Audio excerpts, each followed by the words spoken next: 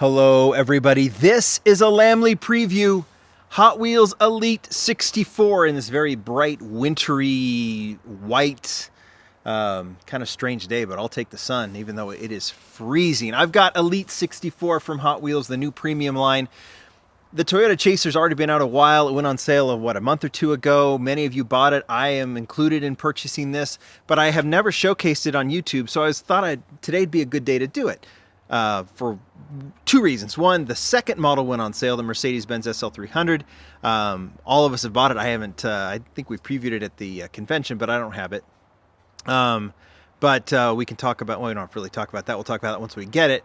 But we can go back on the Toyota Chaser. But also, Mattel sent me this one. This is the upcoming Mustang that they're doing. In fact, if you look at this, it's in sample packaging. I don't know if I'm even supposed to show this, but I'm doing it anyway. This is how Mattel sent it. They want your thoughts on this. The Elite64 line is something very new, kind of a different approach that Hot Wheels is taking. We can talk about it. We can talk about what they're doing here. But they also are kind of doing things different with the castings. And this Mustang is something very unique.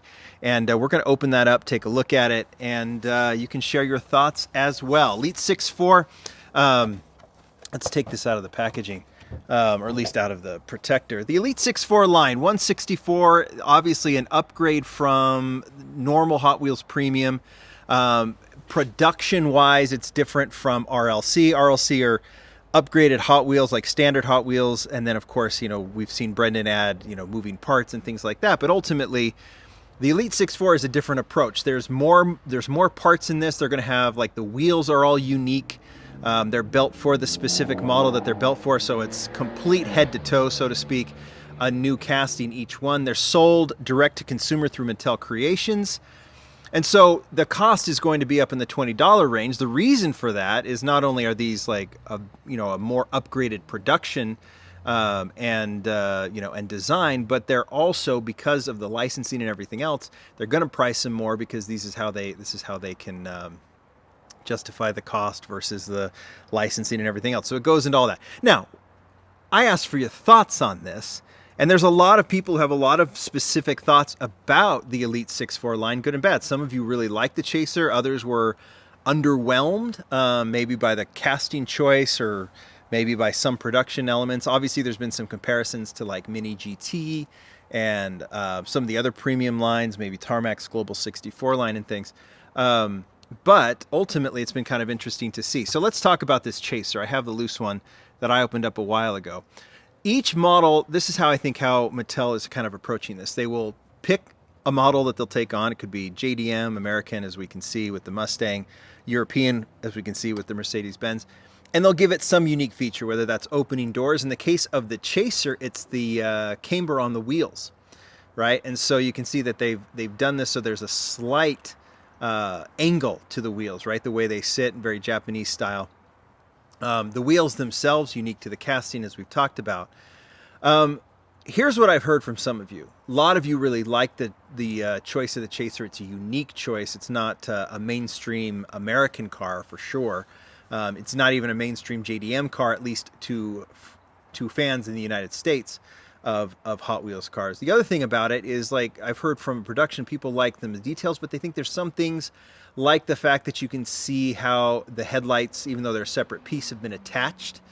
You know, you can see the little circles where they've been attached. I don't know how you get through that, but some companies have been able to do that. Same thing on the taillights. So some people have been like, yeah, it's really cool. I don't know if it's $20 cool, but you know, or some people said I don't like it. Other people said I'm all into it, and I think it's really cool.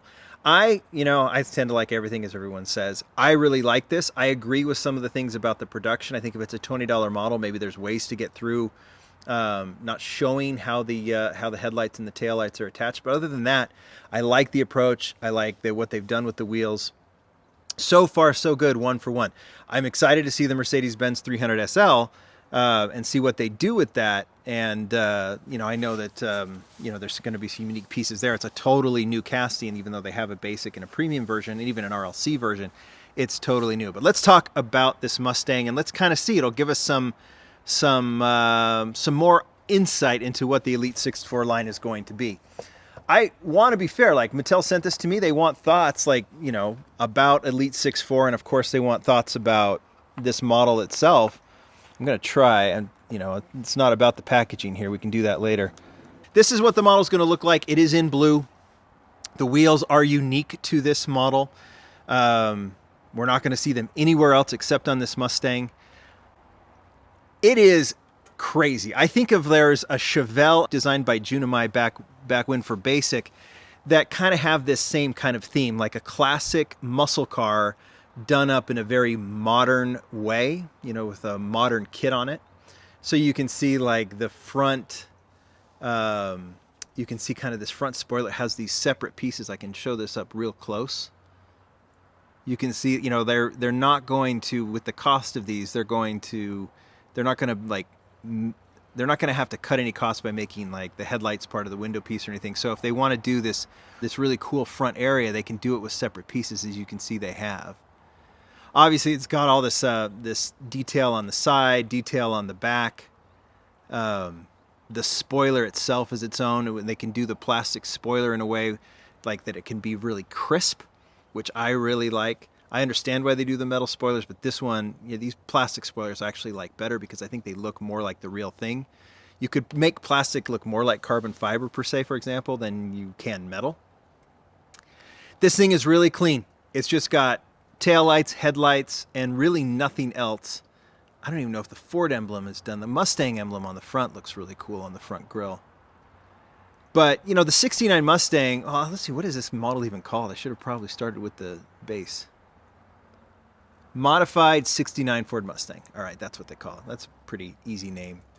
I'll show you the wheel up real close. Problem is with this lighting that I have, I probably should have chose better lighting. Now, this, I said every model has its own feature and its own unique feature. This one, well, it's not the wheels. It's not opening doors. It's actually a removable hood. And since I haven't done this yet, I'm going to, I know we did this in California. I don't know exactly how, there, it just kind of, I think it slides off. And check that out. So obviously the unique feature here is the removable hood and a super detailed like two-piece engine. It does look like part of it goes into the interior, maybe. And then it has its own, I think that's plastic, but it has its own chromed out portion as well. Look at that. So I don't have much to say about this. I mean, it is very clean. Phil Reelman designed this one. I should mention that. Phil, who's been with Hot Wheels for a very long time, responsible for the R34 Skyline, responsible for the drag bus. He's the one who designed this, and I think he did a magnificent job. It's not only very creative, but the design itself, like the way the wheels sit so flush, all of the separate, not separate pieces, but, well, there are separate pieces, but just how clean the casting is, how crisp it is. I like to use that word crisp, how the spoiler looks.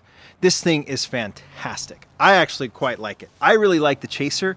I think in terms of just overall looks, execution, wheels, I really have to say this Mustang might take it for me. I'm excited to see the 300 SL. But I really dig this model. So I want you guys to tell me what you think. Leave the comments below. You like this model? You're going to get it when it goes on sale. I assume it'll be about 20 bucks plus shipping when it hits. We don't have any artwork to compare it to. But I like what they're doing. I like that they're doing these unique models. I like that they're taking unique approaches in building the castings. $20 is a lot of money. I totally get that, and I totally understand why some people might not want to buy it.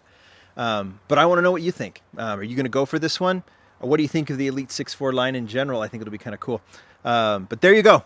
That is the Mustang. I have to package this up and send it back to Mattel. Maybe I'll take a few more pictures, but definitely share your thoughts. Thanks, everybody. Bye.